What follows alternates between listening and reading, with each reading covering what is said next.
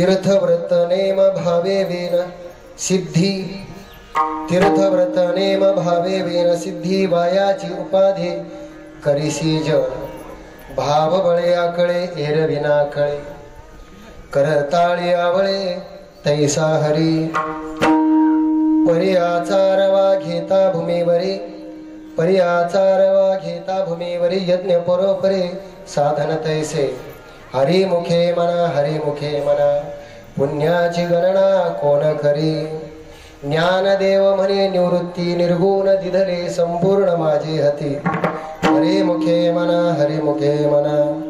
पुण्याची गणना कोण करी विठाला विठाला विठाला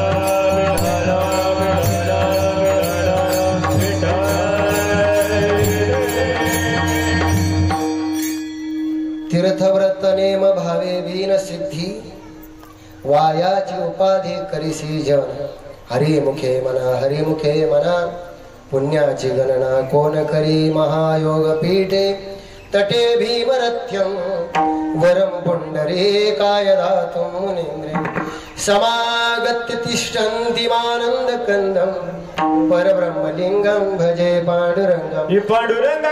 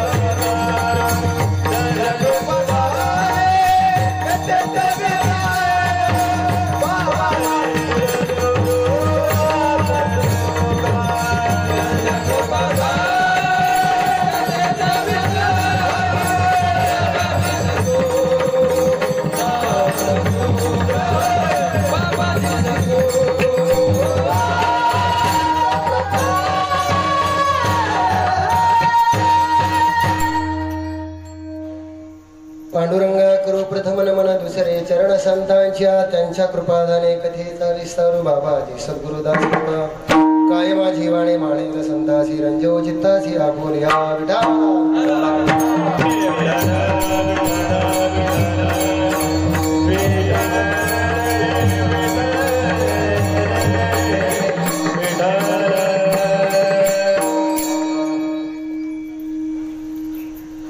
प्रस्तुत कीर्तन रूपी सेवेकरता निवडलेला अभंग ज्ञानराज माहुली संत श्रेष्ठ ज्ञानेश्वर महाराजांच्या हरिपाठातला सर्वांच्या परिचित असा हा अभंग आहे. कारण मुळात वारकरी संप्रदायामध्ये वारकरी परंपरेमध्ये हरिपाठ ही नित्याची गोष्ट आहे आपली. आता अपवादात्मक असं होत नाही की हा अभंग पाठ नाही असा माणूस सापडणार नाही. मी तर म्हणतो ज्याचा पाठ नाही तो वारकरी आहे का हा मोठा प्रश्न निर्माण सगळ्यांच्या पाठातला आहे. आणि जर एखादा चुकून हुकून एखादा भाग्यवान नसलाच तोंडपाठ तर कानपाठ ऐकलेला तरी असेल. तीर्थव्रत नेम भावे वीन सिद्धी वायाची उपाधी करीसी जन हरे मुखे मना पुण्याची गणना. तीर्थव्रताचं नियमानं पालन करणं तीर्थयात्रा करणं पण ती करत असताना शुद्ध अंतःकरणाने आणि शुद्ध भावना केली पाहिजे हे सांगणारा ज्ञानोबा यांचा अभंग आहे. कारण भावे विन देव न कळे निसंदेह किंवा भावाशिवाय देव प्राप्त व्हायचा नाही.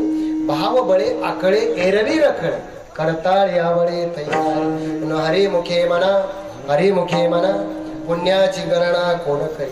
आणि म्हणून असा जो परमात्मा आहे, ज्ञानदेव म्हणे निवृत्ती निर्गुण दिदले संपूर्ण माझ्या गुरु निवृत्तीनाथांनी मला तो परमात्मा निर्गुण स्वरूप प्राप्त करून दिला. म्हणून हरिमुखे म्हणा हरिमुखे म्हणा पुण्याची गणना कोण करी विठाला.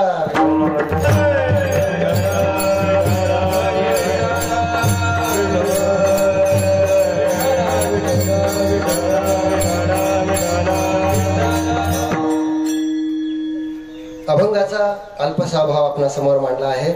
उर्वरित संकल्पित वेळेमध्ये आपण प्रत्येक चरणाचा विचार करणारच आहोत. तत्पूर्वी किम निमित्तानं ही सेवा आहे मला सांगणं अगत्याचं आहे आणि गरजेचं आहे.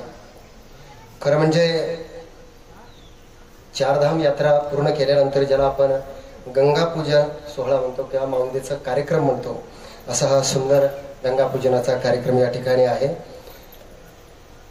सौ नेहाबाई छगुराव पाटील शेळके यांच्या सुखरूप आणि चांगल्या पद्धतीने ही चारधाम यात्रा पूर्ण झाली. आणि म्हणून वारकरी संप्रदायामध्ये, वारकरी परंपरेमध्ये जगद्गुरु तुकोबराय असं म्हणतात की जव हे सकळ सिद्ध आहे, हात चालावया पाय तव तू आपले स्वहित पाय, तीर्थयात्रा जाय चुकू नको. आपण आपल्या आयुष्यामध्ये आल्यानंतर तीर्थयात्रा केली पाहिजे, चारधाम केलं पाहिजे. ज्याला अलीकडच्या भाषेमध्ये लोक सहल सुद्धा म्हणतात, पण सहलीमध्ये तीर्थयात्रेमध्ये फरक आहे बरं का.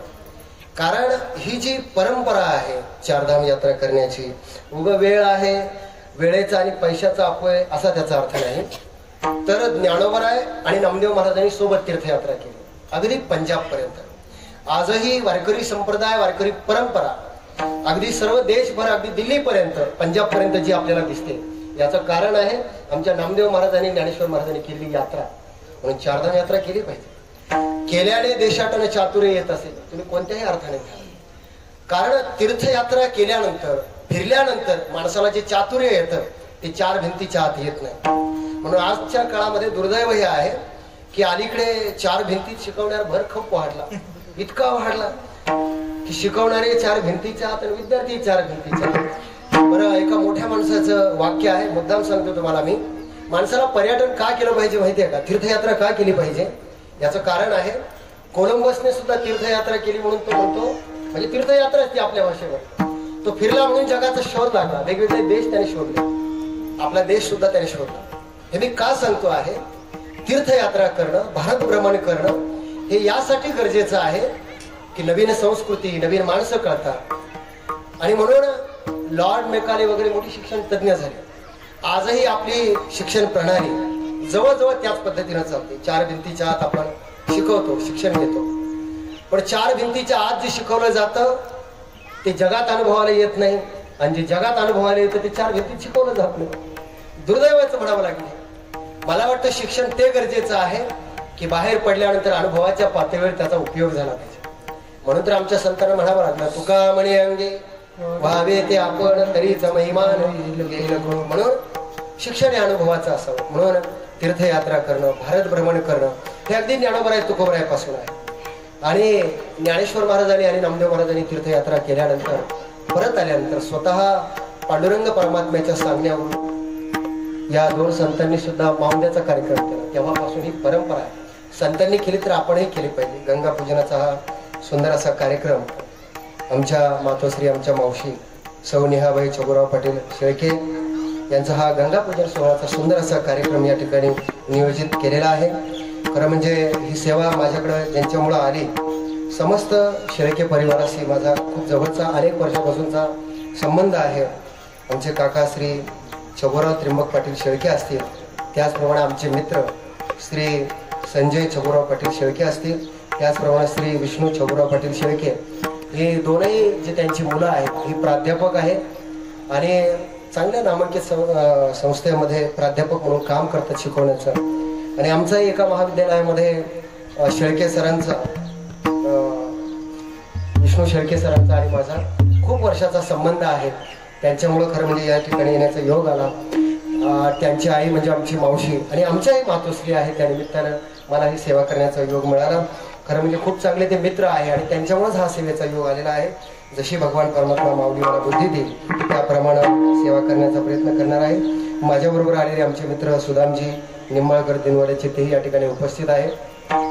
आजच्या कीर्तनाकरता गायनाचार्य म्हणून उपस्थित असणारे रिंकेश महाराज साताळकर आहेत, त्याचप्रमाणे आमचे मित्र हरिभक्तीपरायण अरुण महाराज वाळके आहेत, मृदंगाचार्य रोहित महाराज लव्हाळे आहेत. या सर्वांच्या उपस्थितीमध्ये आणि बाकी परिसरातली सगळी गुणवान मंडळी उपस्थित आहेत. सर्वांची नावं काही मला माहीत नाही. आणि खास कीर्तनाकरता उपस्थित असणारे आमचे हरिभक्तीपरायण माझे आजोबा म्हणजे आईचे वडील हरिभक्तीपरायण यादव महाराज पवार लामणगावकर, त्यांची महत्वाची ओळख सांगायची म्हणजे माझ्या कीर्तनामध्ये मी नेहमी सांगत असतो की आचार्य वेदांत वाचस्पती जगन्नाथ महाराज पवार हे माझे आजोबा आणि यादव महाराज पवार हे सुद्धा आजोबा आहे.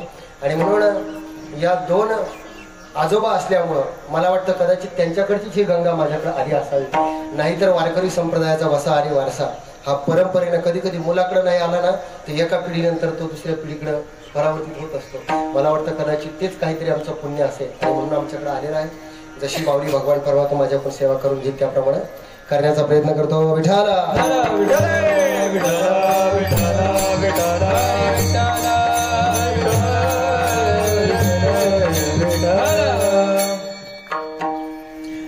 सेवेकरता निवडलेला अभंग श्री संत ज्ञानेश्वर महाराजांचा आहे. अभंग इतका सुंदर आहे, पण या अभंगामध्ये शिरण्यापूर्वी थोडीशी प्रस्तावना करतो ती याकरता की वारकरी संप्रदायामध्ये हरिपाठ हा नित्य नेमाचा आहे आणि महत्वाचा सुद्धा आहे.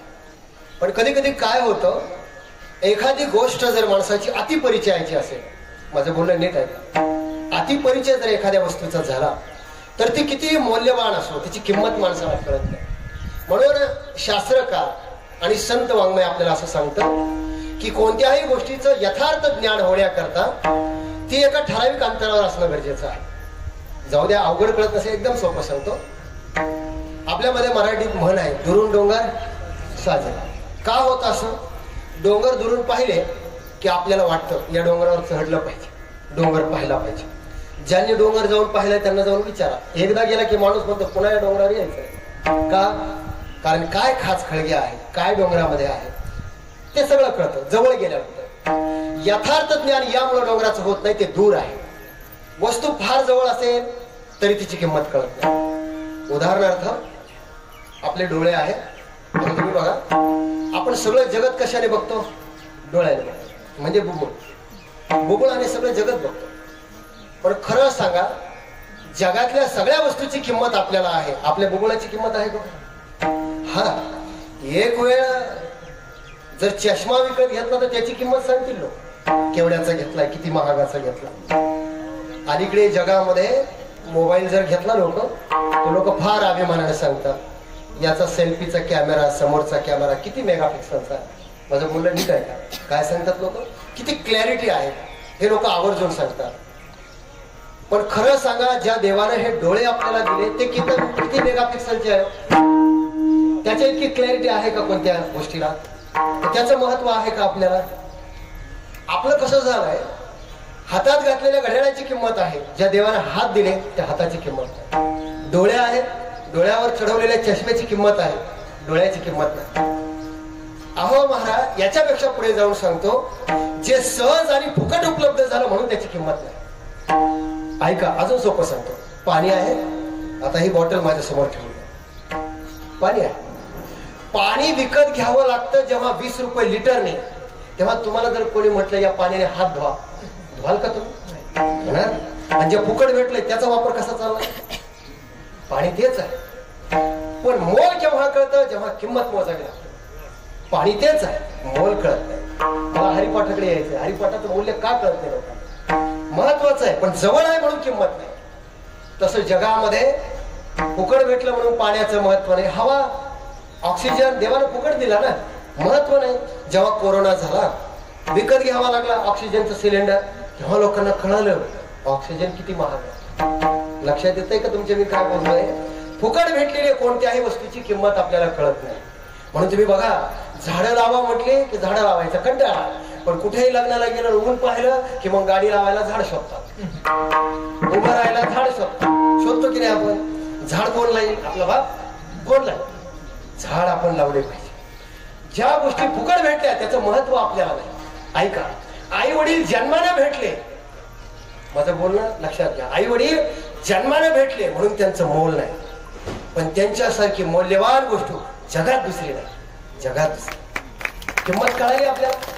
लोक काय म्हणतात माहितीये का, आपल्याकडे पाश्चात्य संस्कृती आली, इतकी फास्ट आली की आपल्याकडे ते Mother's Day, Father's Day, Teachers' Day, आता सगळे सांगत नाही तुम्हाला, सगळे डे आले. का आले याचा कधी विचार केला का? त्यांच्या देशात आई वडिलाला मानणं, आई वडिलांची सेवा करणं हे कल्चर नाही, म्हणून वर्षातून एक दिवस त्यांना निवडावा लागतो. कारण त्यांना माहित नसतं आपला बाप कोण आहे, आपली आई कोण आहे. मग त्या दिवशी जायचं आणि आपल्या आईला भेटायचं, बापाला भेटायचं, म्हणून तिथे तो दिवस आहे. पण आमची संस्कृती, आमची परंपरा, आमचा वारकरी संप्रदाय आम्हाला आई बापाचा दिवस करायला नाही सर. आई बापाचा दिवस नाही, मराठीत दिवस म्हणतो आपण. बापाचा आईचा कुठे दिवस असतो का? बापाचा आईचा दिवस नसतो. आपल्या आयुष्यातला प्रत्येक दिवस आई बापामुळे असतो. हे ज्या लोकांना कळालं त्यांना कळालं आई वडील काय. सकळ तीर्थाचे धुळे चे का माता पितरे, तयांच्या सेवे शरीरे निंब लोन किती. ज्ञानोबरायांचे शब्द आहे. ज्ञानोबराय म्हणतात, अरे 4 धामापेक्षा आणि तीर्थयात्रेपेक्षा आई वडिलांचं जे मूल्य आहे ते कमी करताच येत नाही. हे मी सांगत नाही, आमच्या जगद्गुरु तुकोबरायांनी विचारलं, माय बाप काशी त्याने जावे. याच्यापेक्षा पुढे सांगू, आम्ही पंढरपूरची वारी करतो, पण ज्या पंढरपूरची पांडुरंगाची वारी करतो तो पुंडलिकराय आम्हाला सांगतो की बाबा या देवाचं दर्शन घेताना त्याने एक जगाला आदर्श शिकवला. समपाय कर काठी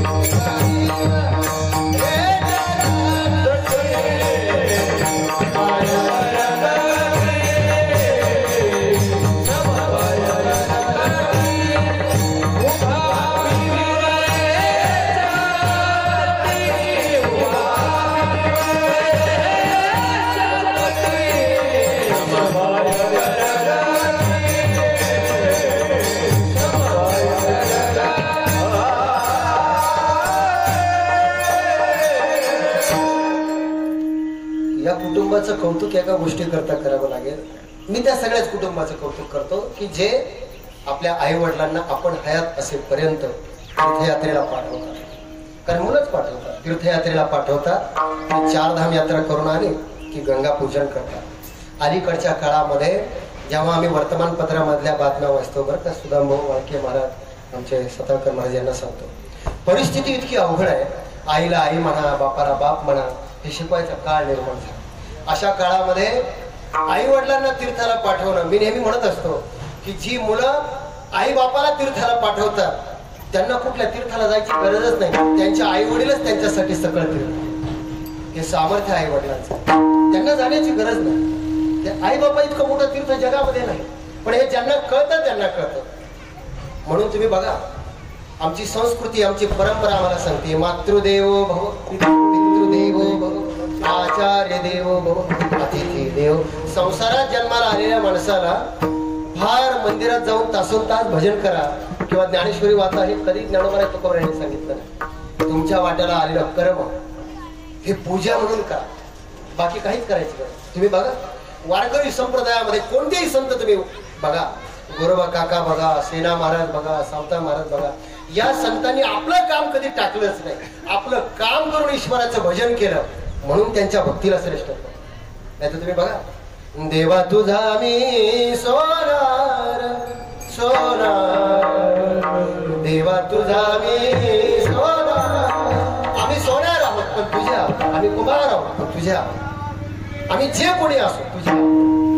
भक्ती वेगळी करावी लागत नाही. तया सर्वात्मका ईश्वरा, स्वकर्म कुसुमाचे विरा, पूजा केली होया पारा, तोषाला गे विठाला.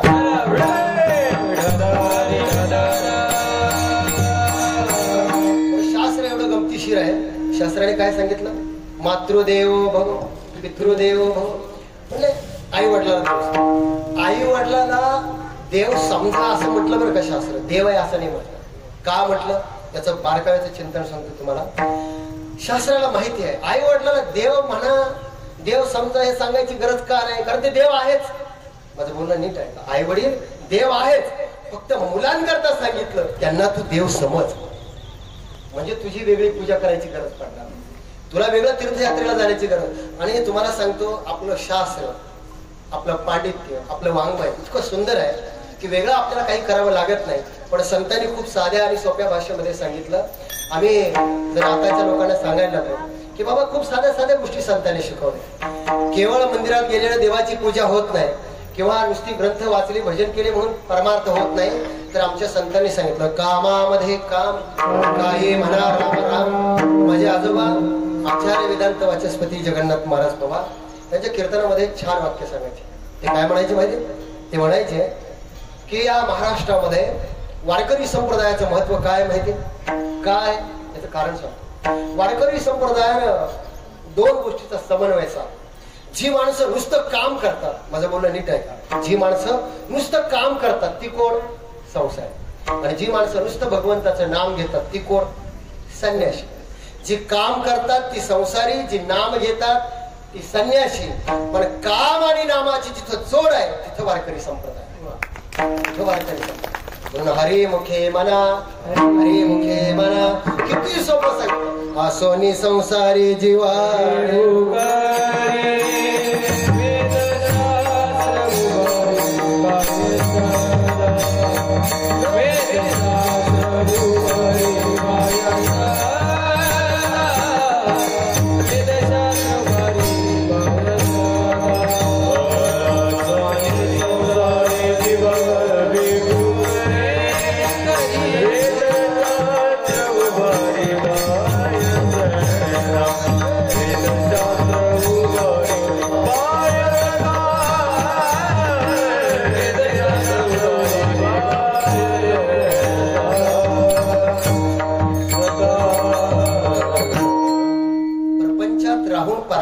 साधता येतो, परमार्थ करता येतो. न लगती सायास जावे वनंतर सुखे येतो घर नारायण. हे संतांनी परमार्थाचं आणि वारकरी संप्रदायाचं वैभव आपल्याला शिकवलं. आणि म्हणून तुम्ही बघा संसारी माणसाला काहीच करायची गरज, सोप्या सोप्या गोष्टी सांगितल्या. तीर्थयात्रा करा, वाहतसे आनंदो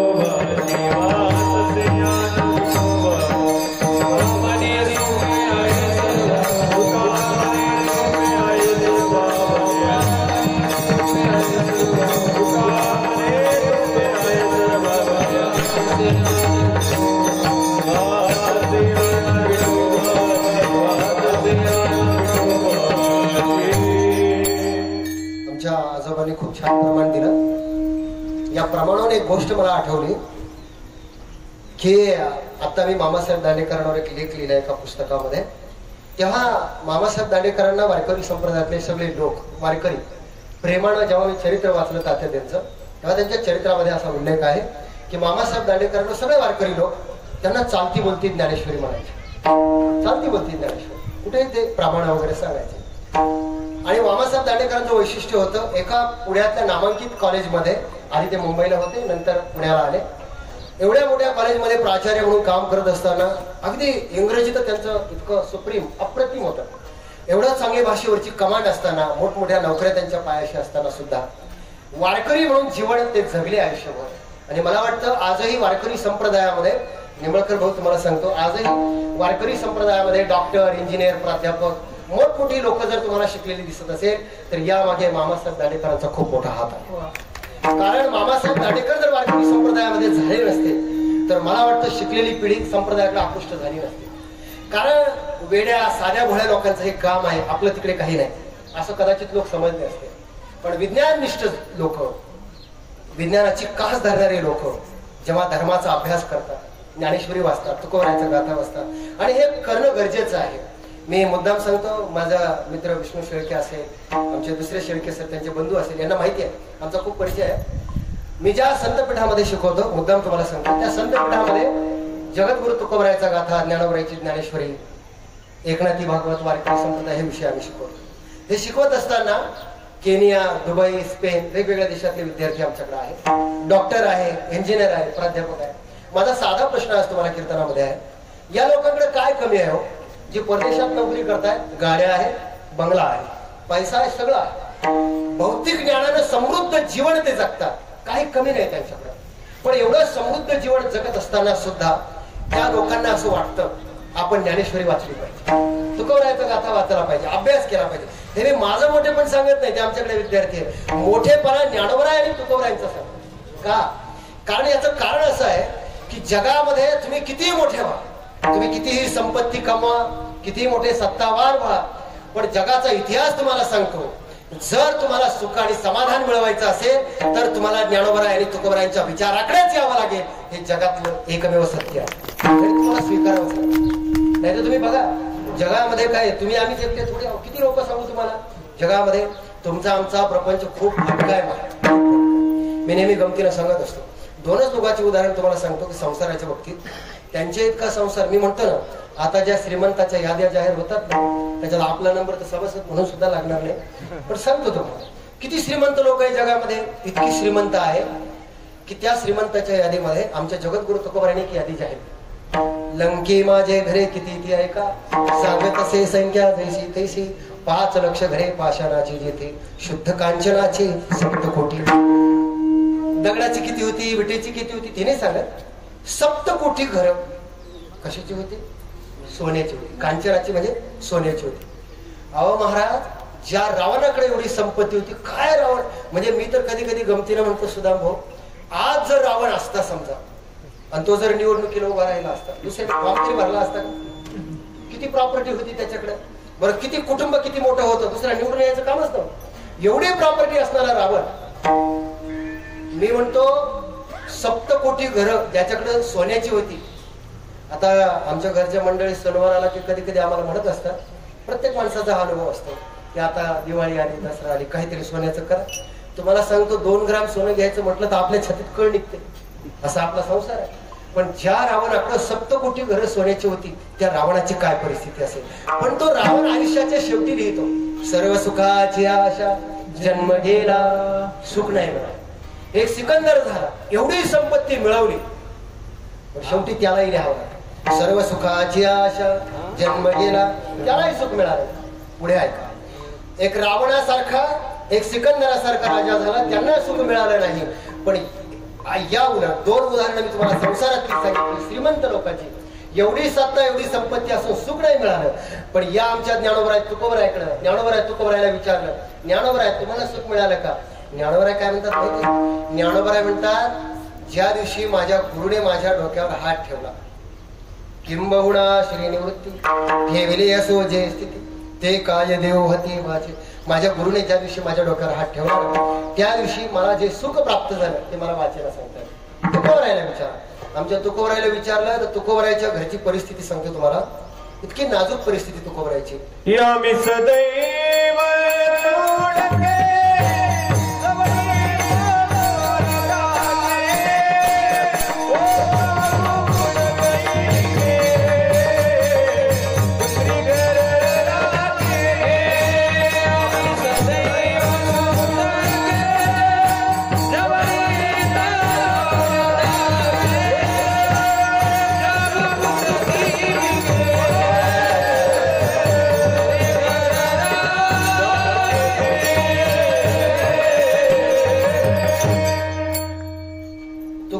घरामध्ये कुत्र जर शिरलं, पुढच्या दाराने घुसतं, मागच्या दाराने निघतं, त्याच्या तोंडाला भाकर सुद्धा लागत. अशी परिस्थिती.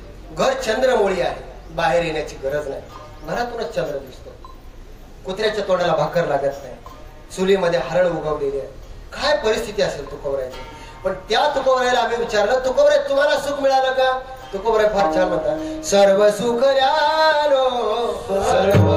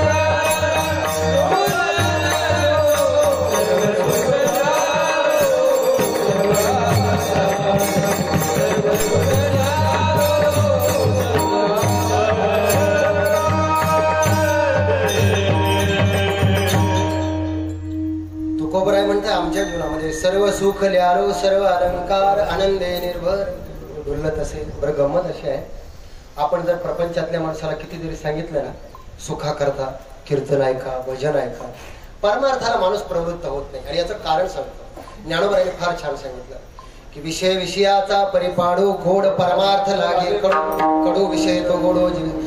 गोड असणारा परमार्थ कडू लागतो आणि कडू असणारे विषय गोड लागतात. बरं का घडतं असं? व्यवहारामध्ये बघा तुम्ही, एखाद्या माणसाला सर्प जर चावला, साप जर चावला, तर तो जुन्या लोकांना आता दवाखाने वगैरे लांब असायचे, मग तो विषारी आहे की हे कशावर ओळखायचं? त्याला लोक लिंबाचा पाला खाऊ घालायचे, मिरच्या खाऊ घालायचे. का बरं? कारण त्याला जर लिंबाचा पाला कडू नाही लागला, मिरच्या जर तिखट नाही लागला, तर लोक काय म्हणायचे?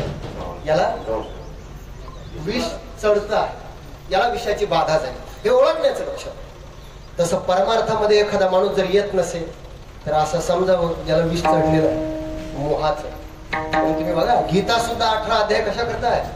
अर्जुनाला झालेला मोह उतरवण्याकरता. गीता कर्माकरता प्रवृत्त करते.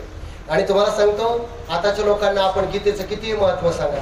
आता ते अलीकडे युट्यूबवर लोक मोटिवेशनल स्पीकर ऐकतात. खरं सांगू तुम्हाला, बरेच तरुण लोक आहे म्हणून सांगतो, जगामध्ये तुम्ही कितीही लोकांचं मोटिवेशन ऐका, पण जगातला खरा पहिला मोटिवेशनल स्पीकर जर कोणी असेल तर आमचा भगवान श्रीकृष्ण परमात्मा हा जगातला पहिला मोटिवेशनल स्पीकर. त्यांच्यासारखं मोटिवेशन अहो इथं एवढं मोटिवेशन तुम्हाला कुठे भेटणार आहे? युद्धाच्या मैदानावर आहे, हत्यार टाकून दिलं, युद्ध करायचं नाही म्हणतो अर्जुन, तरी सुद्धा युद्धाला प्रवृत्त केलं. याच्यापेक्षा काय परिस्थिती बिकट असेल तरी सुद्धा प्रवृत्त केलं. पण आपलं कसं झालंय, गीतेचं महत्व नाही आपल्याला. आहे का गीतेचं महत्व? किती सांगा तुम्ही, आपल्या मुलांना कधी आपण गीता शिकवली हो? गीता शिकवली पाहिजे, त्यांना संत दिली पाहिजे. का दिली पाहिजे? केवळ धर्म म्हणून नाही, गीतेला धर्मग्रंथ म्हणून नाही वाचायचं, आपल्या जीवनाचं ते मॅन्युअल आहे. जसं आपण मोबाईल घेतला ना, तो मोबाईल मध्ये काय काय फीचर्स आहे, तो कसा वापरायचा, त्याच्याकरता कंपनी सांगते ना किती जीबीचं स्टोरेज आहे वगैरे. तसं मनुष्य म्हणून जन्माला आल्यानंतर जीवन कसं जगायचं याचं मॅन्युअल म्हणजे गीता आहे, हे लक्षात आलं. पण आपण काय केलं माहितीये का शेळके सर, तुम्हाला गंमत सांगतो, गीता कुठे ठेवायला पाहिजे? कुठे ठेवली आपण गीता? कुठे ठेवली? कोर्टात. कुठे ठेवली गीता? कोर्टात. कशा करता ठेवली? कोर्टात याच्या करता ठेवली की गीतेवर हात ठेवायचा आणि शपथ घ्यायची. बरं का तात्या, काय शपथ घ्यायची? जे काही बोलेल ते खरं बोलेल, खोटं बोलणार. हे कशा करता? शपथ घ्यायला करता गीता ठेवली. एक सांगू महाराज, गीता कोर्टात ठेवूच नका. गीता कुठे ठेवली पाहिजे? गीता कोर्टात ठेवूच नका, गीता शाळेत ठेवा. गीता ठेवायची गरज पडणार, कोर्टात ठेवायची गरज पडणार. शाळेत जर गीता ठेवली तर कोर्टात ठेवायची गरज पडणार नाही. याच्यापेक्षा पुढचं सुप्रीम वाक्य सांगू तुम्हाला, गीता जर शाळेत ठेवली तर कोर्टात ठेवायची गरज नाही, कोर्टाचीच गरज पडणार नाही. हे सामर्थ्य गीतेचं. पण आपण ती गीता कुठेही ठेवायला लागलो, म्हणून आपल्याला तिचं महत्व कळालं नाही.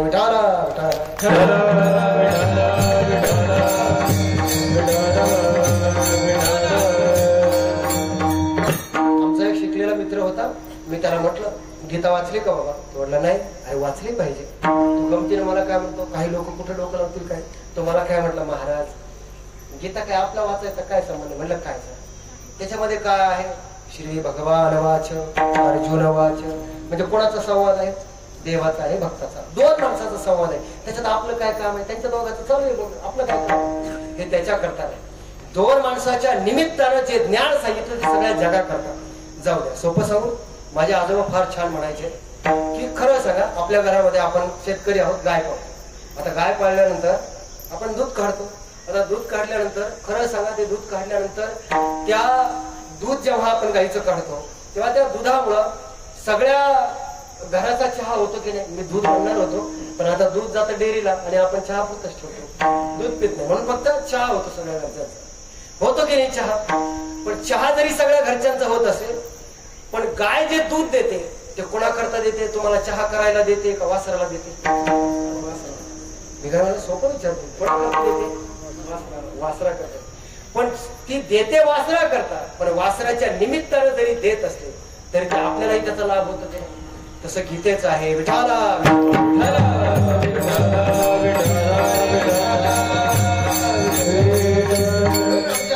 तुकोबारायांनी परमार्थ शिकवत असताना या साध्या साध्या गोष्टी सांगितल्या की तुम्ही संसारी माणसं आहात ना, अवघड साधना तुमच्याच्याने झेपणार नाही, अवघड तुम्ही करू शकणार नाही. म्हणून तुम्ही दान धर्म करा, तीर्थयात्रा करा, पण ती करत असताना कशा पद्धतीने केली पाहिजे? अभंगाच्या पहिल्याच्या तीर्थव्रतने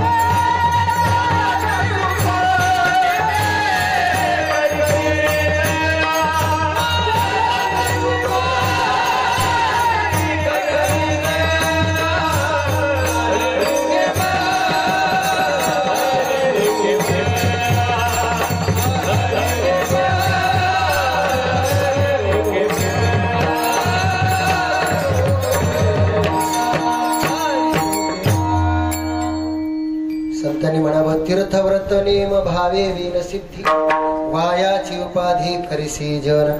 तीर्थव्रत ह्या ज्या तीर्थव्रत असेल, व्रत असेल, तीर्थयात्रा असेल, या करणं आयुष्यामध्ये संतांनी सांगितलं, पण त्या करत असताना कसं केलं पाहिजे? प्रपंच सुद्धा सांगितला, पण कसा सांगितलं? जोडो नियाधन उत्तम व्यवहार उदास विचारे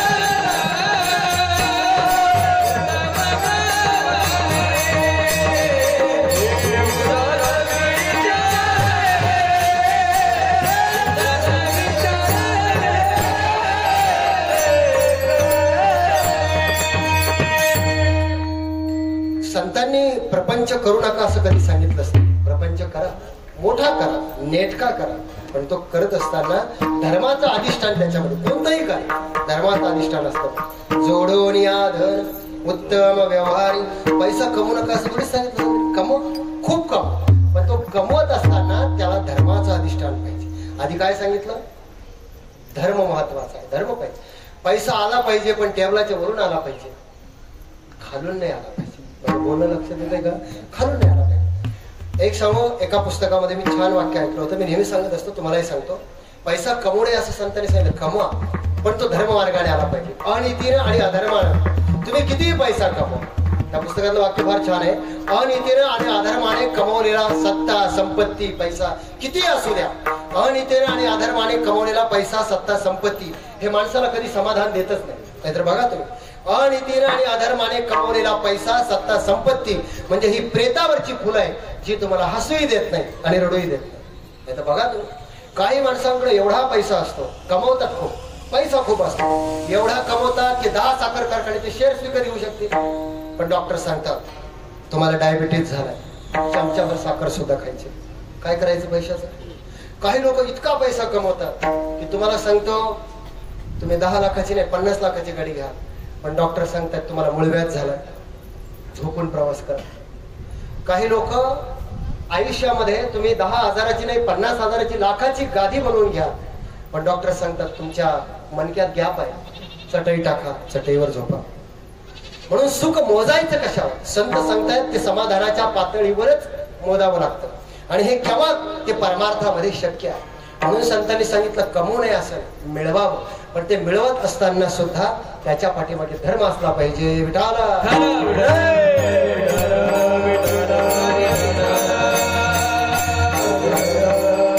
ज्ञानोबराय तुकोबराय आदी करून संत आपल्याला सांगतात की प्रपंचामध्ये एक टप्पा आहे आयुष्यामध्ये.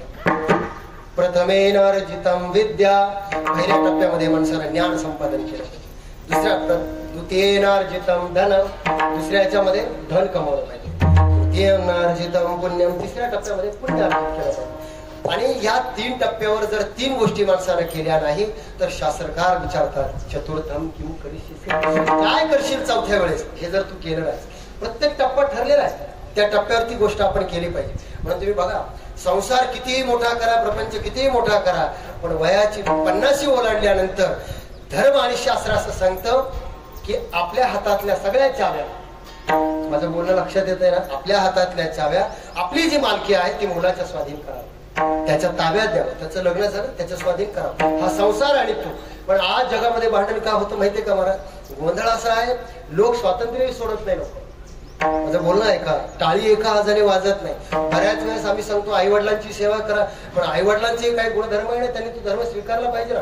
शास्त्र त्यांना सांगतं की 50 वर्षाच्या वयानंतर तुम्ही निवृत्ती घेतली पाहिजे, मुलाला करायला दिलं पाहिजे. अहो साधं रामायणातली गोष्ट सांगतो.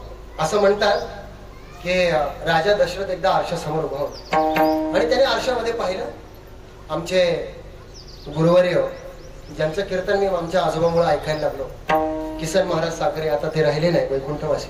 त्याच्या कीर्तनात एक छान दृष्टांत सांगायचे. ते म्हणायचे की राजा दशरथ एकदा आरशासमोर उभे होते आणि आरशासमोर उभे होते आणि त्यांच्या कानाजवळचा एक केस पांढरा झाला. ऐका बरं, कानाजवळचा एक केस पांढरा झाला. तेव्हा ते म्हणतात की एक केस पांढरा झाला तेव्हा राजा दशरथाच्या लक्षात आलं की मला अपक्ष येते नावाची अवस्था प्राप्त झाली, म्हणजे मी आता म्हातारा होतोय, संपतोय. मग मी माझं काम, माझं राज्य कोणाला दिलं पाहिजे? रामाला दिलं पाहिजे. दुसऱ्या दिवशी काय घडलं ते मला सांगायचं नाही, रामायण तुम्हाला सगळं माहिती. मला एवढंच सांगायचंय की राजा दशरथाचा एक केस पांढरा झाला म्हणून राजा दशरथाने रामाला गादीवर बसवण्याचा निर्णय घेतला. याला म्हणायचं राजा दशरथ. विद्वान लोक, हुशार लोक असा निर्णय घेतात. एक केस पांढरा झाला. आता तुम्हाला सांगतो, दशरथाचे सोडा, रामाचे सगळे केस पांढरे होतात तरी हे दशरथ गादी सोडायला तयार होते. बोलणं लक्षात येतंय का तुमचं? मराठीत सांगतो. आणि मग पुन्हा म्हणतात महाराज आमचे पोरं आमच्याकडे लक्ष देत नाही. अरे जोपर्यंत संस्कार करायचे तेव्हा संस्कार करायचे. एक सांगू महाराज, माणसानं तुम्ही परमार्थात असा की संसारात असा, मी दोन्ही बाजू सांगतो. मी महाराज लोकांनाही सांगतोय, संसारिक लोकांनाही सांगतोय. महाराज लोकांनी कसं जगलं पाहिजे आणि संसारिकांनी कसं जगलं पाहिजे ऐका. हे मी का सांगतोय तुम्हाला, महाराज लोकांनाही सांगणं गरजेचं आहे. कारण संसारामध्ये माणसानं असं विरक्त जीवन जगलं पाहिजे की महात्मा गांधीजी गीता वाचायचे, ते एक छान वाक्य सांगायचे. मला त्यांचं वाक्य खूप आवडतं. आपण उगाच त्यांना राष्ट्रपिता नाही म्हणत. ते काय म्हणायचे, जोपर्यंत आपण जिवंत आहोत, माझं बोलणं नीट ऐका, जोपर्यंत आपण जिवंत आहोत तेव्हा सगळं जगत आपलं आहे, आपल्या मालकीचं आहे असं म्हणून जगायचं. ऐका, जोपर्यंत आपण जिवंत आहोत तोपर्यंत सगळं जगत आपल्या मालकीचं आहे असं म्हणून जगायचं. आणि ज्या दिवशी मरण समोर येईल त्या दिवशी आपलं काहीच नाही असं म्हणून निघून जायचं. हे ज्याला समजलं त्याला जीवनामध्ये दुःख होत नाही, त्रासच होत नाही. पण असं करतो का आपण? इतकं विरक्त जीवन संसारिकाला सुद्धा जगता आलं पाहिजे. त्याला म्हणता येतं मग आम्हाला की वनात न जाताही मोक्ष मिळतो. आणि अजून सांगतो, हे झालं संसारिकाच्या बाबतीत. पारमार्थिकाला मला सांगणं आहे, कीर्तनकार होणं, मृदुंगाचार्य होणं, गायनाचार्य होणं, म्हणजे तुम्ही आहे म्हणून तुम्हाला सांगत नाही, मुद्दाम ओव्हरऑल सांगतो. आज परिस्थिती अशी निर्माण झाली की कधी कधी परिस्थिती इतकी अनुकूल येते, कधी कधी बिकटही येते. पण तुम्हाला सांगतो, सगळेच लोक तुम्हाला चांगले भेटतील परमार्थामध्ये असं नाही. कधी कधी वाईट अनुभव येतो. पण वाईट अनुभव आल्यानंतर सुद्धा परमार्थाचं जीवन कसं जगलं पाहिजे, जोग महाराजांच्या जीवनातला दृष्टांत इतका छान आहे. एकदा जोग महाराजांचा एक माणूस गेला, माझं बोलणं नीट आहे का? आता जोग महाराज विरक्त महापुरुष, महाराज लोकांना कसं जीवन जगलं पाहिजे याच्याकरता सांग. जोग महाराजाकडं एक पुण्यातला मोठा मारवाडी सेठ होता, खूप पैशावाला. तो जोग महाराजाकडे गेला. त्याला कळालं जोग महाराज खूप छान भजन म्हणतात, कीर्तन भजन करतात. त्याने आग्रह केला, म्हणले महाराज एकदा तरी तुम्ही माझ्या घरी कार्यक्रमाला यावं, माझी इच्छा. मग बाकीच्या लोकांनी सांगितलं, म्हणजे महाराज खूप श्रीमंत माणूस आहे, तो तुम्हाला तारीख द्यायला आलाय, तुम्ही जायला पाहिजे, खूप मानधन तुम्हाला भेटेल, तुम्ही जायला पाहिजे. असं म्हटल्याबरोबर ते म्हटले काय हरकत नाही, त्याचं बोलणं ऐकलं. तेवढ्यात तो सेठ काय म्हटला, त्याचं वाक्य ऐकलं. तो काय म्हटला, म्हणले महाराजजी, या भारतामध्ये माझ्यासारखा श्रीमंत माणूस तुम्हाला भेटणार आहे आणि माझ्यासारखा उदार आणि दिलदार माणूस तुम्हाला भेटणार नाही. का?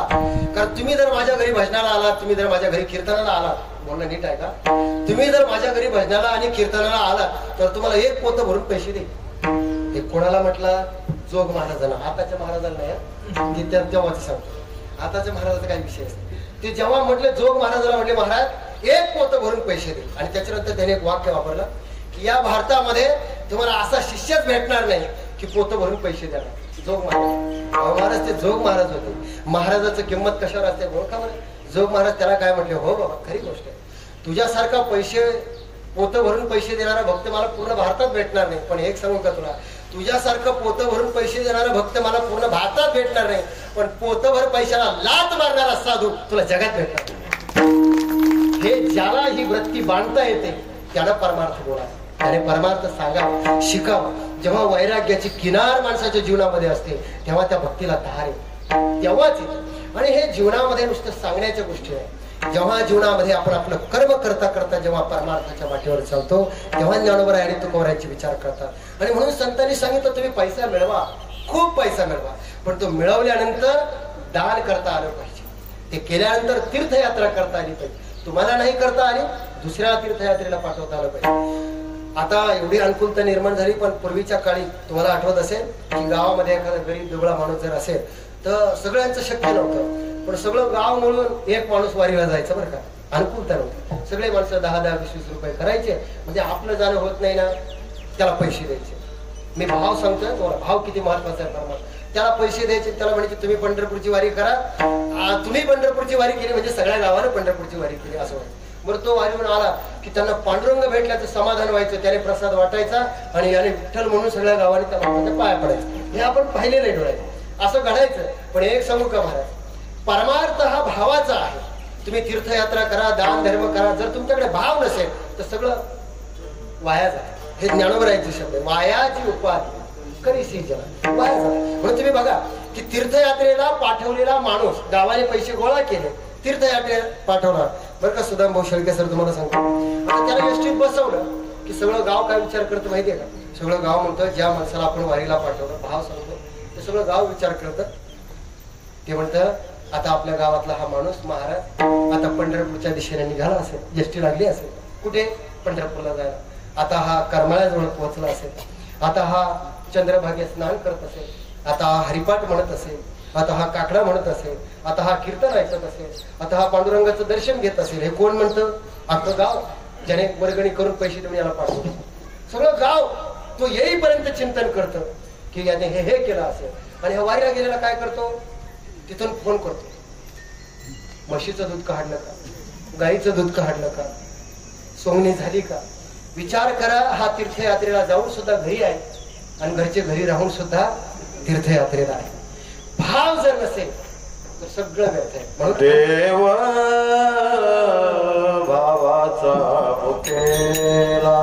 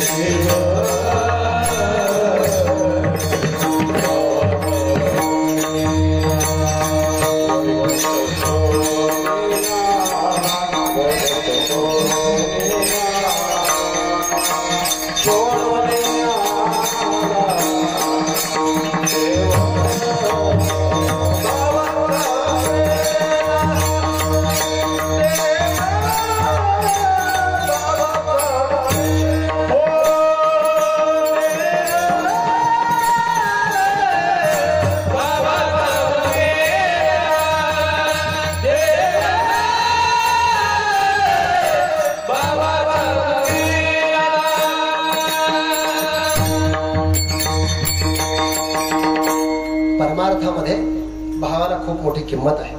मला वाटतं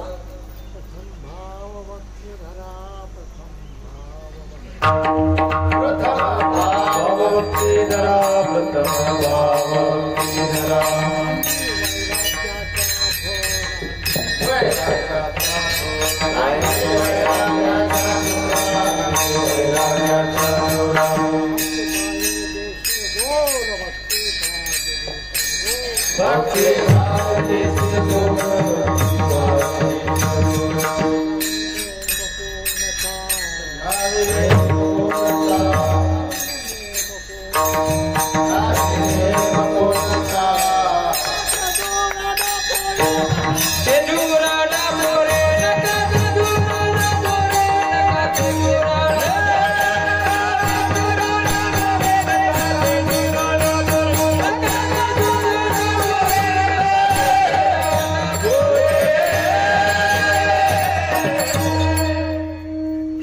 क्रॉस झाले, 100 क्रॉस झाले. कधी कधी गमतीनं म्हणत असतो, आम्हाला सुद्धा लाजवेल असं भजन असं स्वर लागतो आमच्या आजोबाचा. अजून खरं सांगू का, मोटर 3 HP चे आहे पण पाणी मात्र 7 HP चं मात्र. म्हणजे काम असं आवाज अजूनही खराब झालेला आहे. तुम्हाला सांगतो, आम्हाला एवढ्या प्रवासामध्ये आता फार वय आमचं असं नाही, पण आता सुद्धा कंटाळा येतो. प्रवास करून लांब जाऊन माणूस थकतात. पण ही जुनी माणसं अजून सुद्धा ज्या ऊर्जेनं भजन करतात, मला वाटतं कदाचित ही परमार्थाची ऊर्जा असावी. फार सुंदर वाक्य माझे गुरु महाराज रंगनाथ स्वामी कांबळेकर सांगायचे की परमार्थाचं वैभव बरं का, परमार्थ करणारी माणसं जरी म्हातारी होत चालली ना, त्यांचं तेज कमी होत नाही. याचं काय कारण आहे माहितीये का? कारण परमार्थाचं तेज असतं. परमार्थातली माणसं जशी जशी म्हातारी होतात ना, तशी तशी ती चमकत जातात. त्यांच्या चेहऱ्यावरची, त्यांच्या शरीरावरची चकाकी वाढत जाते. आणि संसारातली माणसं जशी म्हातारी होतात तशी ती चमकत नाही, त्यांचा चमका निघतात गुडघ्यातून, पायातून. आयुष्यभर दिलेला त्रास भोगावा लागतो, सोपी गोष्ट आहे. असं आपली जवळजवळ मला वाटतं 12 वाजेपर्यंत आपण कीर्तन बरोबर संपूया. त्यामुळे बाकीच्या चरण सरळ घेतो. भाव हा या अभंगातला महत्वाचा शब्द आहे. तुम्ही दान धर्म करा, तीर्थयात्रा करा, काही करा, पण अंतःकरणामध्ये भाव पाहिजे. भाव इतकी महत्वाची गोष्ट आहे. तीर्थव्रत नेम भावे विनसी वायाची उपाधी भाव. साधं विचारतो आमच्या माता माऊलींना, एखाद्या घरामध्ये एखादी स्त्री जर मरण पावली तर त्या घरामध्ये एक लेक असते आणि एक सून असते. भाव बघा, दोघीही रडतात, मोठमोठ्याने हंबरडा काढून रडतात. पण खरं सांगा, दोघी जरी मोठमोठ्याने रडत असल्या तरी दोघीच्या अंतःकरणातला भाव एकच.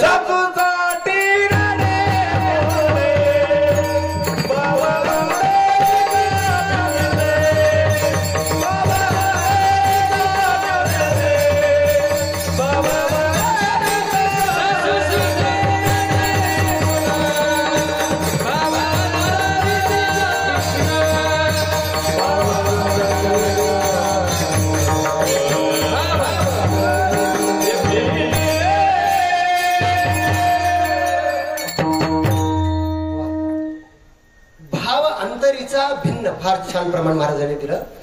आणि हे महत्वाचं आहे बरं का, योग्य वेळेला योग्य प्रमाण देणं. नाही तर कधी कधी काय होतं, काही लोकांना कुठे काय प्रमाण द्यावं, योग्य प्रमाण देण्याकरता माझे आजोबा सुद्धा फार छान म्हणतात. आणि जगन्नाथ महाराज सुद्धा म्हणायचे की कीर्तनकारामध्ये टाळकऱ्याने जर योग्य प्रमाण दिलं ना, तर असं समजावं, कीर्तनात योग्य प्रमाण देणं म्हणजे समुद्रात सुई शोधण्यासारखं. नाही तर काही लोकांची परिस्थिती अशी असते, कीर्तन कुठे प्रमाण कुठे. पण आता काय असतं, आम्हाला सगळ्यांची गरज असते. काही प्रमाण दिलं तरी आम्हाला म्हणावं लागतं, वा वा काय गोड प्रमाण, काय म्हणा. कुठं भाऊबंदकी थोडीच असते, काय बंधारण पराकारी थोडीच असते. पण हे का करावं लागतं हे मी का सांगतो, योग्य प्रमाण. एका गावाला मी कीर्तनाला गेलो, गंमत सांगतो तुम्हाला. पूर्ण कीर्तन होता आणि साऊंड सिस्टीम चांगली होती, टाळकरी असे जेमतेम होते, दशक्रियाविधीचं कीर्तन होतं. काय म्हणावं, पूर्ण कीर्तन संपत आलं तात्या, एक तर प्रमाण द्यायचं सुदाम भाऊ त्यांनी काहीच नाही, एक प्रमाण नाही दिलं. शेळके सर एकही प्रमाण नाही दिलं. मी कंटाळून शेवटी म्हटलं, हे बघा कीर्तन संपताना तुमचं सगळं नियोजन चांगलं होतं, मंडप चांगला होता, साऊंड सिस्टीम चांगली होती, पण भाऊ कमीत कमी एखादा मृदुंगाचार्य, 1-2 टाळकरी जरा चांगले बोलत जा, म्हणजे आम्हाला 1-2 प्रमाण. कारण आपणच पुढे म्हणायचं, आपणच मागे म्हणायचं, शेवटपर्यंत दमून जायचं काम आहे ना. म्हटलं थोडंसं 2 टाळकरी चांगले पाहिजे. असं म्हटल्यावर म्हटले तेवढंच टाळकरी असते तर बरं वाटलं असतं. तेवढाच थोडासा खेद वाटला, लगेच एकाने प्रमाण दिलं, नको खेद करू कोणत्या गोष्टीच. पण कुठे काय प्रमाण द्यावं हेही लोकांना कळत नाही. याचं करता एका गावामध्ये कीर्तन दिलं, तिथं प्रमाण दिलं, मोगरा फुलला मोगरा फुलला, त्यांचं काही पाठवलं. ते म्हणले मोक्कार फुलला मोक्कार फुलला. म्हणजे काही म्हणा, कीर्तन कसं पुढे जायचं हे कशा करता सांगतो. म्हणजे भारतरत्न भीमसेन जोशी एक छान अभंग म्हणायचे. भाग गेला शीन गेला अवघा झाला श्री आनंद भाग गेला. आता हे काकड्यांचं प्रमाण, आता काकडा म्हणजे कीर्तनकारांचा सुद्धा पाठ असणं अवघड अलीकडच्या काळामध्ये. काकडा आणि कीर्तनकार म्हणजे त्यांचाही पाठ नाही, बाकी त्याची काय गोष्ट, पण त्यांचा पाठ नव्हते. भाग्या मेला शीम गेला म्हणलं म्हणा काही. हे मी कशा करता सांगतो, पाठांतराचा अभाव अलीकडच्या काळामध्ये आहे. आणि मला वाटतं संतांच्या वचनावर भाव ठेवणं, विश्वास ठेवणं हे महत्त्वाचं. हे मी तुम्हाला का सांगतो, पाठांतर कंटिन्यू करणं. वारकरी संप्रदायामध्ये जी माणसं काम करतात त्यांनी पाठांतर केलं पाहिजे. मुद्दाम तुम्हाला मोठेपणा म्हणून सांगत नाही. आता मी येवल्यामध्ये कीर्तन केलं, मला वाटतं विष्णूचं मंदिर होतं, मुद्दाम सांगतो, त्यांनी मला अभंग पाठवला. म्हणले महाराज घ्या अभंगावर कीर्तन करायचं. मी म्हटलं बरं झालं तुम्ही अभंग आधी पाठवला, सगळं सोडून आधी अभंग पाठ करावा, कारण सगळा गाता थोडीच पाठ असतो. हे मी कशा करता सांगतो, पण नवीन चिंतन नवीन विचार सांगण्याकरता सुद्धा आपल्याला पाठांतर करावं लागतं, चिंतन मनन करावं लागतं. हे मी सांगत नाही, संतांची प्रमाण आहे. पाहून या ग्रंथ करावे कीर्तन, ग्रंथ पाहून कीर्तन करावं. आणि हे जर केलं तर त्याला श्रेष्ठत्व आहे. विठाला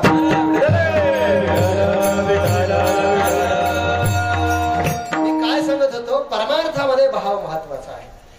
सासू मेल्यानंतर सुनही रडते आणि लेकही रडते, पण लेक रडत असताना तिच्या अंतःकरणाचा भाव असा असतो, ती म्हणते की माझं माहेर संपलं, माझं प्रेम संपलं, म्हणून ती रडते की आता मी कोणाकडे पाहून माहेराला येऊ, माझं माहेर संपलं, माझं प्रेम संपलं, म्हणून जी रडते ती लेक. आणि एकापरची डोक्याची कटकट गेली असं म्हणून जी रडते. रडणाऱ्या दोन आहेत, पण अंतःकरणाचा भाव भिन्न आहे. म्हणून संतांनी म्हणावं तुमच्या अंतःकरणातला परमेश्वराकरता भक्ती करत असताना भाव काय हे महत्वाचं आहे. आणि म्हणून तर संतांना लिहावं लागलं, भाव बळे आकळे करताळी आवळे तैसा. परमार्थामध्ये भाव खूप महत्वाचा आहे. जाऊ द्या, माझ्या PhDच्या थेसिस मध्ये एक वाक्य आहे, एक श्लोक आहे, मी जो टाकलाय तेवढा सांगतो आणि सेवेला पूर्ण विराम देतो, कारण आपली वेळ संपत आली. उन्हाचा पारा पडलेला आहे आणि योगायोग असा की 2-3 दिवसापासून पावसाचं जे वातावरण होतं, आज योगायोगाने पाऊस आला नाही म्हणून आपल्याला कीर्तन करता आलं, नाहीतर बऱ्याच अडचणी पाऊस आला असता तर अडचण निर्माण झाली असती. पण तरी सुद्धा खूप सुंदर नियोजन शेळके पाटील परिवारानं या ठिकाणी केलेलं आहे. आणि मग परमार्थामध्ये भाव किती महत्वाचा आहे तो श्लोक मी तुम्हाला सांगतो. माझ्या PhDच्या थेसिस मध्ये तो लिहिलाय. तो या करता आहे की भगवान परमात्म्याने आतापर्यंत ज्यांचा म्हणून उद्धार केला त्या सगळ्यांच्या अंतःकरणातला फक्त देवाने भाव पाहिजे. व्याधस्य चरणं ध्रुवस्य वयो विद्या गजेंद्रस्य का कुब्जाया किं निरुपमधिकं किं तत्सुधाम्योधनं वंशको विदुरस्य यादवपते भक्त्या तुष्यन्ति केवलं न च गुणैः भक्ती प्रियो माधव. व्याधनाम पार्थिव कुळात जन्माला आला उद्धार, गजेंद्र पशुयोनीत जन्माला आला उद्धार भाव, ध्रुव आणि प्रल्हाद वयाचा विचार नाही उद्धार, सुदाम कंगाल बँकेचे सभासद काय होतं त्यांच्याजवळ काही नव्हतं. ज्याशी नाही पंख पाय त्याने करावे ते काय, शुद्ध भाव धरून या पंढरपुराशी जाय, इच्छिले ते फळ देतो यासी नवरा काय गा. काय नवरा सुदाम ब्राह्मण दुःखी दरिद्री पिढीला मुष्टी पोहे घेऊन या त्याच्या भेटीला गेला, शुद्ध भाव दे कोणी या गाव परमेश्वराची ही व्यापकता आहे, त्याच्या अंतःकरणाचा हा उदारपणा आहे की तो तुमच्या अंतःकरणातला फक्त भाव शुद्ध ज्याचा भाव झाला दुरी नाही देव, दूर नाही देव तुमच्या जवळच आहे. पण शुद्ध भाव, भाव जर शुद्ध असेल ना, भाव बळे आकळे निरविना कळे, भाव नसेल तर देव कळणार नाही, असेल तरच देव कळेल. माझे आजोबा जगन्नाथ महाराज पवार त्यांच्या कीर्तनामध्ये श्रद्धा आणि भाव फार छान बोलायचे. ते काय म्हणायचे, ते म्हणायचे कधी कधी परमार्थ करता पैसा नाही लागत, देवा कारणे भाव तस्मात द्यावे न लगे फारच वित्त, पैसे लागतात का नाही, शुद्ध भाव लागतो. ज्याच्याजवळ शुद्ध भाव आहे आणि या महाराष्ट्राचं आणि परमार्थाचं वैभव आहे की इथं तुम्हाला काही काही गरीब माणसं दिसतील, दारिद्र्यात जीवन जगणारी माणसं दिसतील, पण त्यांच्या चेहऱ्यावर जे तेज तुम्हाला दिसेल, जे तेज जे वैभव तेजाचं दिसेल ते कशामुळे दिसतं, ते ज्ञानोबर आहे आणि तुकोबर आहे म्हणून दिसतं. म्हणून मी एक वाक्य नेहमी सांगत असतो की या महाराष्ट्रातला माणूस जर विजेची तार असेल, या महाराष्ट्रातला माणूस जर विजेची तार असेल तर त्या तारेतली वीज मात्र ज्ञानोबर आहे तुकोबर आहे, म्हणून आमच्यामध्ये चैतन्य आहे. त्याच्यामध्ये आनंद आहे, आमच्यामध्ये उत्साह. किती आनंद आहे. आणि तुम्ही बघा तो आनंद, तो उत्साह. वारकरी कधी कधी सोहळ्यामध्ये चिखलात झोपतो, पावसात भिजतो, उन्हात चालतो, पण त्याच्या चेहऱ्यावरचा आनंद एवढासा सुद्धा कमी होतो.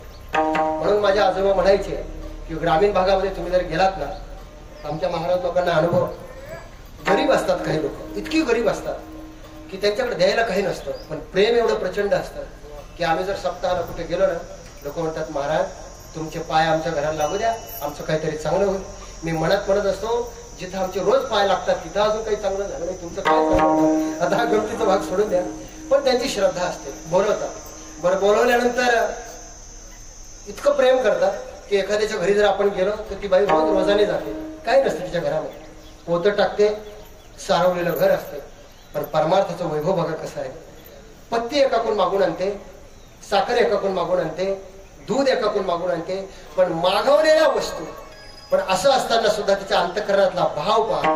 माझे गुरु महाराज म्हणायचे कोणी जर आपल्याला चहाला बोलवलं आणि त्याच्या घरी चहामध्ये टाकण्याकरता दूध जरी नसेल तर नाक दाबून का होईना त्याचा बिनदुधाचा चहा प्या, कारण त्याच्याकडे प्रेम आहे, त्याच्याकडे भाव आहे. पण एखाद्याच्या घरी जर प्रेम नसेल ना, भाव नसेल ना, त्याच्या घरी तो दूध जरी देत असेल तरी प्यायला जाऊ नका. याचं कारण असं आहे की काही लोक महाराज लोकांना दूध पाजतील, पण पाजताना काय म्हणतात, घ्या पिऊन फुकटचं. तुमच्या बापाला तरी पाहिलं होतं का, घ्या फुकटचं दूध. आता असा भाव असेल काय प्यावं असं वाटेल महाराज. देण्याकरता शुद्ध भाव असावा.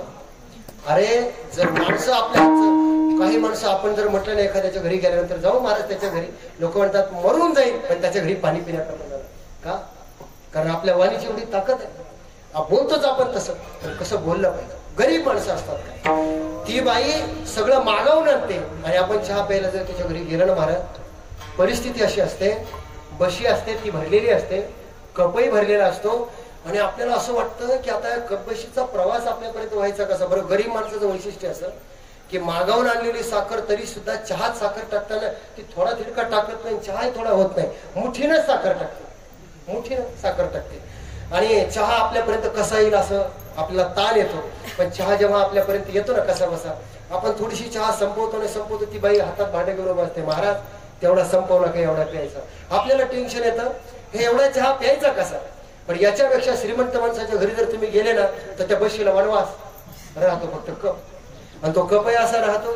उन्हाळ्यात मे महिन्यामध्ये कसं विहिरीत डोकून पाहावं लागतं, पाणी किती खोल आहे तसं डोकून पाहावं लागतं, चहा किती खोल आहे. बरं त्याच्यापेक्षा पुढे ते ग्लास असतात काहींच्या घरी, ते ग्लास पाहिले का असं टेन्शन येतं, आता हा चहा प्यायचं कसं. तेव्हा ते घरातले माणसं म्हणतात महाराज घाबरू नका, दिसतं तसं नसतं, म्हणूनच जग फसतं. हे ग्लास फक्त दिसायला आहे, तुम्ही एक घोट घ्या, उपसा झाला म्हणून समजा. ते घोट फक्त दिसायला, काहीच नसतं त्याच्यामध्ये, मधून ग्लास भरलेला असतो. बरं या श्रीमंत माणसाचं वैशिष्ट्य असं, त्याच्या घरी गेल्यानंतर त्याची जी पत्नी चहा बनवते तिथं काय मुठीनं थोडीच साखर करते, त्यांच्या घरी चमचे, चमच्याला साखर. मला वाटतं मोठ्यांच्या घरी तात्या चमचेच फार, माझं बोलणं लक्षात नाही आलं, तुमच्या मोठ्यांच्या घरी चमचेच फार ढवळाढवळ करायला.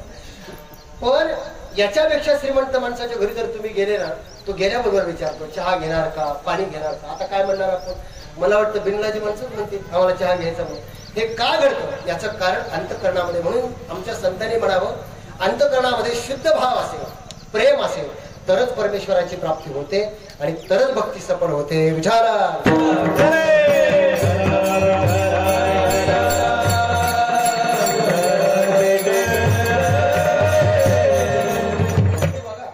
काही माणसं दान सुद्धा करतात, पण दान करताना सुद्धा भाव अंतःकरणाचा शुद्ध नसतो. शास्त्रकार गीता फार छान सांगते, दातव्यमिती दानम दीयते नुपकार. प्रति उपकाराची अपेक्षा न ठेवता केलेलं दान सर्वोत्कृष्ट दान. आपणही दान करतो. मकर संक्रांतीला आमच्या माता माऊल्या वाण देतात की, सगळ्या स्त्रियांना वाण देतात, पण खरं सांगा जिचं सगळं दप्तर जळून गेलं तिला वाण दिलं का आपण कधी, का देत नाही. खरं तुम्हाला माहिती आहे, हिला वाण दिल्यानंतर परत यायची शक्यता नाही. लग्नामध्ये सुद्धा लोक आहेर करतात, कुठे, जिथून परत येईल. तो व्यवहार झाला त्याला दान नाही. दान त्याला म्हणतात एकदा दिल्यानंतर प्रति उपकाराची अपेक्षा, ते दान श्रेष्ठ. म्हणून संतांनी म्हणावं, ज्याच्या अंतःकरणामध्ये शुद्ध प्रेम आहे, शुद्ध भाव आहे, आणि भाव आणि अंतःकरण शुद्ध ठेवून जर परमार्थ केला, परमार्थाचं कार्य केलं, तीर्थव्रत नेम भावे विन सिद्धी, वायाची उपाधी करीशी जग, भाव बळे आकळे धीरे ना कळे, करताळे आवळे. या दोन चरणावर आपण बोलण्याचा प्रयत्न केला. आपली जवळजवळ कीर्तनाची वेळ संपत आलेली आहे. वारकरी संप्रदायाच्या नियमाप्रमाणे पुरुष मंडळांनी व्रत करा, माझ्या महामाऊलींनी व्रत नका करू, परंतु भजन केल्याशिवाय राहू नका. विठोबार कुमारी